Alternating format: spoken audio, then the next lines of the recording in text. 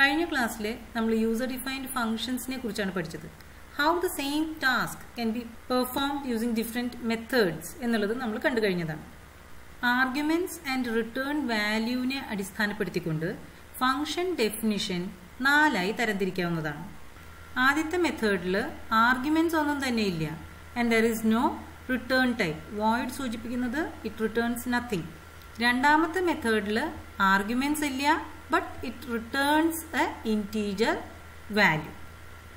മൂന്നാമത്തെ മെത്തേഡിൽ there are arguments and it does not return any value. നാലാമത്തെ മെത്തേഡിൽ there are arguments and it returns a value. ഈ 4 രീതികളിനെയും നമ്മളുടെ റിയൽ വേൾഡ് എക്സാമ്പിൾസ് ആയിട്ട് കമ്പയർ ചെയ്യുകയാണെങ്കിൽ ആദ്യത്തെ മെത്തേഡിൽ ഞാൻ ക്ലാസ് ലീഡറോട് NSS പ്രോഗ്രാം കോർഡിനേറ്ററിനെ പോയി കാണാൻ പറഞ്ഞു. ക്ലാസ് ലീഡർ പോയി കണ്ടു, തിരിച്ചു വന്നു. എന്തെങ്കിലും കൊണ്ടുപോയ ഇല്ല, there are no arguments. എന്തെങ്കിലും തിരിച്ചു കൊണ്ടുവന്ന ഇല്ല, there is no return value. രണ്ടാമത്തെ മെത്തേഡിൽ ക്ലാസ് ലീഡറിനോട് ഹിന്ദി ടീച്ചറിനെ പോയി കണ്ടിട്ട് വരാൻ പറഞ്ഞു. ടീച്ചറെ കാണാൻ പോകുമ്പോൾ എന്തെങ്കിലും കൊണ്ടുപോയാൽ നോ ആർഗ്യുമെന്റ്സ്. തിരിച്ചു വരുമ്പോൾ മാർക്ക് ലിസ്റ്റ് കൊണ്ടുവന്നു.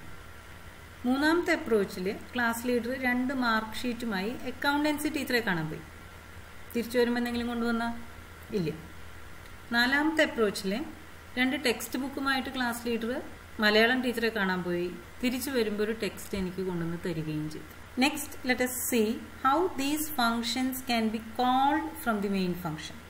ആദ്യത്തെ function with no arguments and no return type.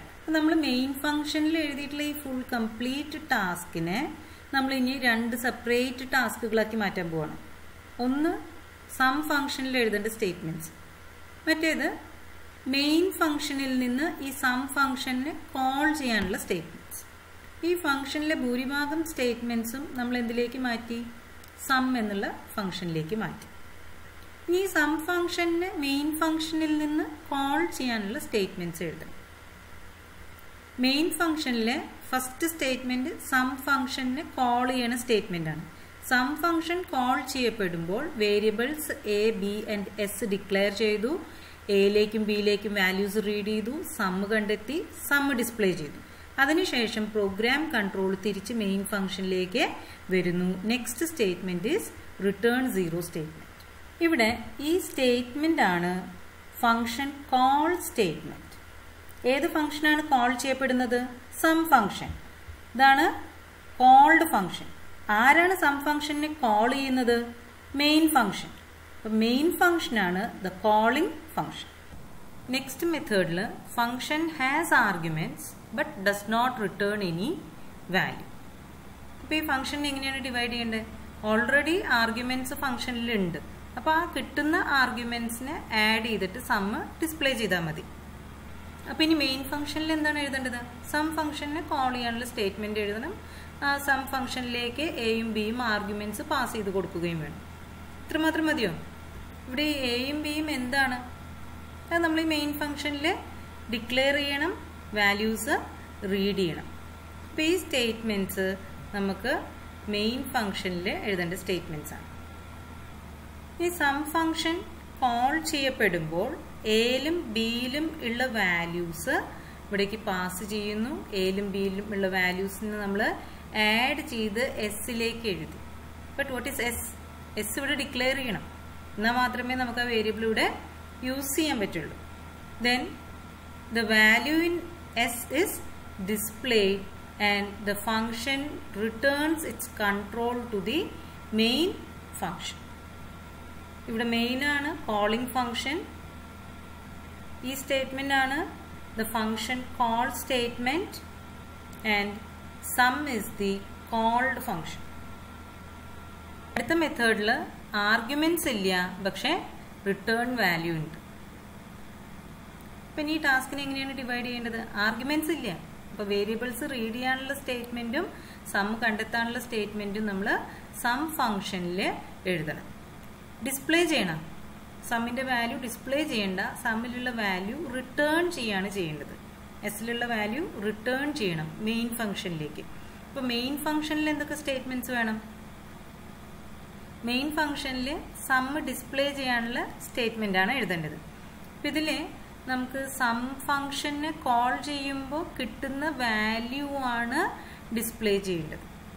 Some function call ചെയ്യപ്പെടുമ്പോൾ variables A B S declare ചെയ്യുന്നു, 2 വാല്യൂസ് റീഡ് ചെയ്യുന്നു, സമ്മ് കണ്ടെത്തുന്നു, സമ്മ് റിട്ടേൺ ചെയ്യുന്നു. The sum is returned to the main function. അപ്പൊ ഈ function ഇവിടെ കോൾ ചെയ്യുന്ന സ്ഥലത്തേക്കാണ് സമ്മിന്റെ വാല്യൂ റിട്ടേൺ ചെയ്യപ്പെടുന്നത്. അതിവിടെ ഡിസ്പ്ലേ ചെയ്യും. ഇവിടെ മെയിൻ ആണ് calling function and sum is the called function. Call statement ഏതാണ്? ഈ കംപ്ലീറ്റ് സി ഔട്ട് സ്റ്റേറ്റ്മെന്റ് ആണ് call statement. Last method has arguments and return value. ഇവിടെ തന്നിട്ടുള്ള ടാസ്കിനെ നമുക്ക് എങ്ങനെ മെയിൻ ഫംഗ്ഷനും സം ഫംഗ്ഷനുമായിട്ട് ഡിവൈഡ് ചെയ്യാം. ഇവിടെ S equals A plus B എന്നുള്ള സ്റ്റേറ്റ്മെന്റ്, ആ കാൽക്കുലേഷൻ മാത്രമേ നമുക്ക് സം ഫംഗ്ഷനിൽ ചെയ്യണ്ടൂ. എയും ബിയും ഇവിടെ ആർഗ്യുമെന്റ്സ് ആയിട്ട് ഓൾറെഡി ലഭിച്ചു കഴിഞ്ഞിട്ടുണ്ട്. അപ്പൊ അതിന്റെ സമ്മ് കണ്ടെത്തിയിട്ട് ഒപ്പം തന്നെ സമ്മിലുള്ള വാല്യൂ റിട്ടേൺ ചെയ്യണം. അപ്പൊ എസ് ഇവിടെ ഡിക്ലെയർ ചെയ്യുകയും വേണം.